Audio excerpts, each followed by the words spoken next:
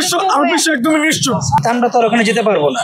আমরা দেখা যায় এখান থেকে যতটুকু পারছি আমরা মনে করি বিশ্ব একদমই নিশ্চয়। নবীজির এই হাদিস অনুযায়ী যদি চিন্তা ভাবনা যদি করেন, আসলে তারা ওই ধরনের হাদিস অনুযায়ী তারা এখনো চলছে না, বা তারা হাদিস জানে কিন্তু তারা হাদিস মানছে না। যেমন মুসলিম ব্যতীত বাংলাদেশের জনগণ কিন্তু ওই হাদিসের উপর ভিত্তি করে দেখেন তারা ব্যতীত আজকে তারা সবাই আজকে এখানে এসে একসাথে একটা জমায়েত হয়েছে এবং তারা বোঝানোর চেষ্টা করছে যে আমরা মুসলমান ভাই অন্য মুসলমান ভাইয়ের দুঃখ কষ্টে আমরাও ব্যতীত এবং আমরা তাদের প্রতি সমর্থন জানাই। সে যতটুকু সমর্থক বলতে আমরা তো আর ওখানে যেতে পারবো না।